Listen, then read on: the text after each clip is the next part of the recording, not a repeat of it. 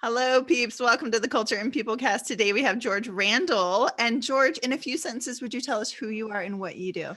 A few sentences. Well, I'm the managing partner at EF Overwatch, which is a one-of-a-kind executive placement firm for special operations and combat season leaders, senior leaders.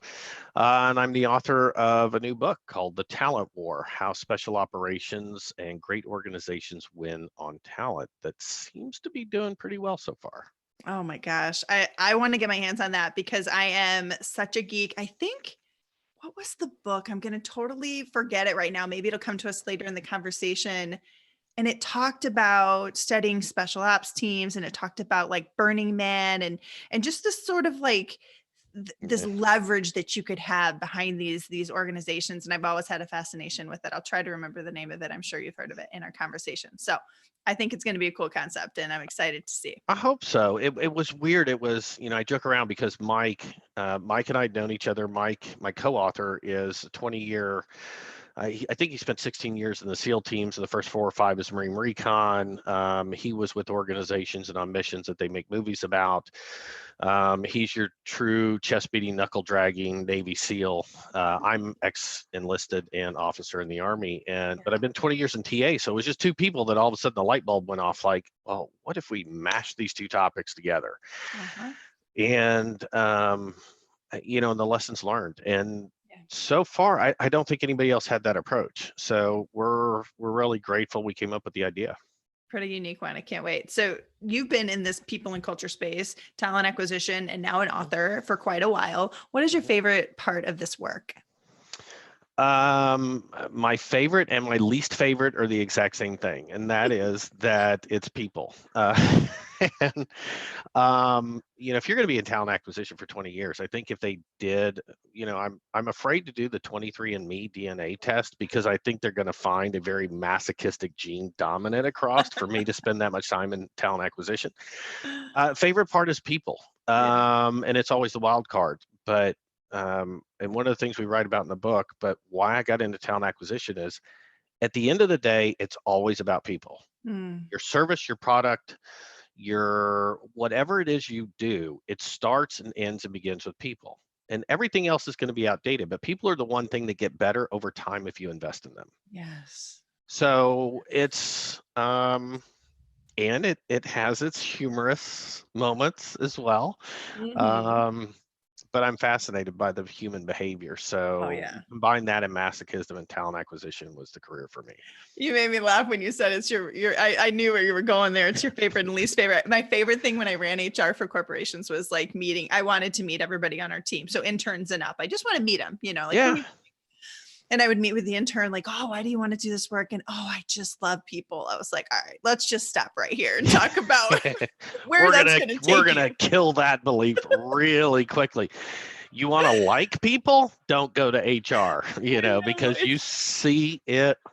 ooh, David Letterman on his Late Show, I remember, and maybe this is dating me, but David Letterman used to have like the 10 great animal tricks or oh funniest sure. animal tricks. Yeah, yeah. HR and TA people could get together and say the 10 wildest candidate tricks and the 10 wildest hiring manager tricks, like what Yeah, not to do in an interview on both sides. totally. And it would be so much fun. Yes. Oh my gosh. Well, listen, I know we were just talking about you giving a keynote today. So you're working with a lot of organizations. I'm hearing from a lot of organizations that engaging their talent is a challenge during this time, maybe even pre-COVID, but for sure in this time. What are your thoughts?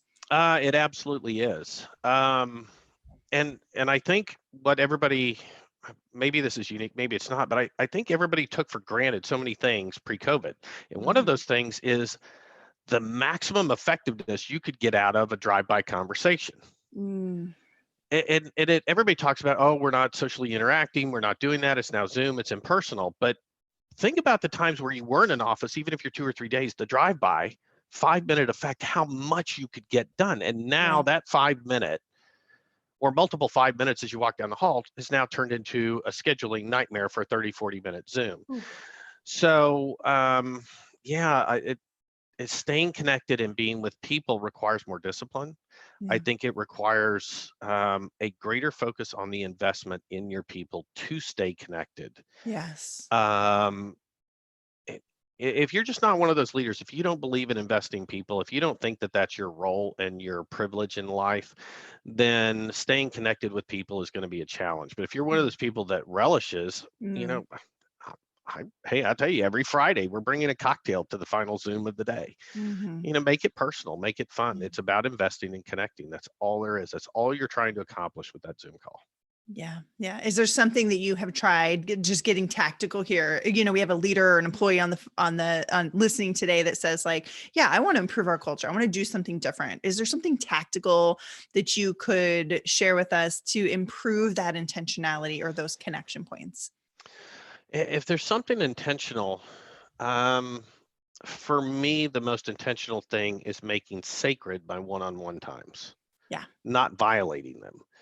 Mm, I think there's something insidious in with Zoom, and when you get into a leadership position and your boss throws something, nobody wants to say no to their boss like I'm booked on Zoom, but I say it all the time. I'm like, hey, sorry, that doesn't work. mm, You have an EA, you go figure this stuff out. But if I have a one-to-one with my leaders, that's whatever it is we're talking about, even if it's about kids, if it's about homeschooling, if it's yeah. about the latest Netflix binge watch over the weekend, Right. it's sacred. So, of all of the things you do, your one-to-ones in person and on Zoom, absolutely don't move them. Yeah. Take full advantage of that time. Don't give it up. Do you suggest weekly? It depends on the level of leader. It depends Mhm. on what your role is. So, Yeah. the more you can, as long as you're effective, however your system is to stay effective. Mhm. With me, I have 4 directs on a global team. So I'm talking to them. There's one set aside weekly for them. And then I do skip levels every 2 to 3 weeks. Yeah. And sometimes I'm just random. If I get an open hour block, I am somebody. So what are you doing? I'm going to send a Zoom. Yeah. It took my team the first 6 months I was here to not have a minor stroke. My God, the head of TA wants to talk to me. What'd I do? What'd I do? And I got 5 managers emailing me. Why do you want to get on this Uh, Zoom? I'm like, yeah. I want to say hello and know who's on my team. Would that be all Right. right with you? It's Right. like the weirdest thing. So I I try to do know. them every 2 or 3 weeks. I know. That's good. Yeah. I'm a frequent one-on-one person. I always say the best practice is weekly if you can, every other week at the minimum, Yeah. like, and then those informal, like I think leaders think they have to schedule all this, especially during COVID. But Mhm. I like to think about it like I have $1 worth of energy a day, or 100 pennies, or some quarters, sometimes Mhm. in nickels. I don't have to hand out $1 to everybody, right? I can do 5 cents here, a penny here, a quarter there. And you can do that with a text or a little email or sharing a meme of like commiserating on working, homeschooling kids or something, right? Yeah, I myself and my evil twin that I work with, who's the VP of the Global HR Business Partners, we've had to be careful about our memes. We have this sarcastic people side to us. But one of the maybe a simple tactic is those that are working in Microsoft Teams, or if you have Skype or whatever, instead of Yeah. sending the email, use the scheduler. And if you see that they're open, go, hey, I'm going to Zoom you, and just click and do a 5-minute drive-by Zoom Right. like you used to do in the hallway. Yeah. And then you're personal. And then Yeah. you don't have to worry about what tone is or isn't in the email or where it is. You're just all over it. I love it. Those virtual drive-bys. I think it's so important. So, Fun. George, who Yeah. else is doing some good work in the ring? You've mentioned your evil twin, but is there anybody else doing some My awesome work around people and culture? my evil twin and my boss. A couple of years ago, we had the CHRO of our company was let go. The company I was with, and we elevated one of my peers. And so I have a gift. I just put the Christmas note out. My evil twin, who's the VP of HR, and we're a scary lot. So the rule is, in across the entire corporation, don't get the two of us mad on the same issue at the same time. But my boss, who came out of Total Rewards, has this caring investing side in the people of the organization, and the how she delivers and has driven. We went from like 50% engaged to we just did our culture amp survey and it's like 98. And she Wow. did that in a year. Mm, And sometimes I'd love to tell people the secrets, but you just got to meet this leader. Her name is mhm, Lori O'Brien, and she is mhm. just truly one of the best people on the planet. And she's somebody you got to go talk to. Okay. Of course, she's going to get on the call and say, "Don't have Karen and George on the call." you know, Check. yeah, Check. exactly. She's awesome. Awesome. All right. Well, we will connect Lori in our show notes just so people can look her up and maybe follow along on her own journey as a thought partner. What about your favorite resources, George? If you think about something that has advanced your own thinking related to people and culture, podcast, book. Obviously, we're going to include your own book, by the way, in the show notes, but that and. So there's, I would say there's about 3 or 4 things I'd rattle off. Number one is I read as many leadership books as I can.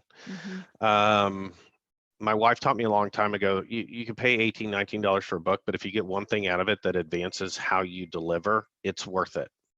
Millions of dollars in one idea, even if you don't get through the whole book. The Jocko podcast, Jocko Willink, part of what we do here is, and we wrote the book with extreme ownership in mind. If you haven't seen the book, Extreme Ownership, it's been a New York Times bestseller forever, but the rules of leadership in there and stressing humility is one of the resources. So I go to his podcast because it's about a lot about leadership in life, and it always humbles me. And Mike and I were talking on our keynote address today that it took the Army some 200 years. It's the greatest leadership incubator in the world, but the Army finally put in their field manuals. In the leadership field manual, the number one quality they had left out for some 200 years, which is humility. And so that podcast continues to drive that home, that no matter how many years I have in this function, I'm not the smartest guy in the room. So I need to keep learning, keep humble, and live with the idea that the best idea wins, whoever I'm working with. Awesome. Love it. So we will link to the Extreme Ownership book. And that's one that I haven't read yet, believe it or not. I've read a lot. I'm like you, I'm like the ferocious reader. And what's the nugget, right? What's the 1 or 2 nuggets that I could talk about? Yeah, there's not a lot of people so how people are connected, anybody that knows the movie American Sniper or followed Bradley Cooper playing the American Sniper, his platoon commander was Leif Babin, his commander was Jocko Willink. Okay. They were the most decorated special operations unit in the whole of the Iraq conflict. And what he basically did was take the military leadership concepts and put them into the business vernacular. And they're so simple, but they're core to everything they do. And if you can master these 4 things, you're on the path to being a greater leader and impacting and improving all the people around you to the best of your ability. That's great. And anything that we can do to I think we have to come at a variety of angles, right? What interests you, right? So if somebody comes from maybe more masculine energy, however they identify, that might be something that they want to connect with, right? And we try a different book and a different podcast on a different day or a different year, right? Yeah, Mike and I in our book, one of the things that we had to take great strides to is because you got 2, what most people would consider alpha males writing it. But we have this phrase in the book that one of the things that we kind of wanted to do was dispel some of those images about military people. And we go to great lengths to talk about one of the key traits for us to be successful as leaders is what we call empathy on a dimmer switch. That we have to be able to go up and down on the empathy scale depending on what we're doing in the world. And you have to remember that all those people doing military operations around the world, they're just a subset of society. They have families that are home. They're just people. We just happen to be wearing, different clothes and carrying some pretty lethal objects. But, the principles of leadership, socialization, investing in people, and empathy and understanding, we wanted to make sure that people understood that that's huge as ingrained in us as leaders. And we think that resonates with everybody, or we hope to. Yeah. Well, I'm looking forward to the read, George. And Thanks. I just appreciate, it's good hearing about your keynotes, good hearing that you're influencing these organizations on the ground, whether it's virtual or not right now. And thank you for all you do for people and culture and for being a guest today. Thanks. I really loved it. If I'd leave you with any thought that we wrote the book about is nothing changes the trajectory of the world like an investment in people. I love that. That and the one other quote we put in the book, because it goes to, but a lot of people have asked us about diversity and inclusion. And one of our favorite quotes was from George Patton, which says, if everybody here is thinking alike, nobody's thinking. So the diversity of thought leadership is really what you're looking for, the experiences and all the things that people come to the table to make your ideas better. And the less diverse you are, the less powerful and impactful your ideas are going to be. So get with the program, understand that diversity and thought leadership helps you impact and change the world. Yeah, I totally agree. Thank you for leaving us with those quotes, George. We'll see you soon. Thank you so much.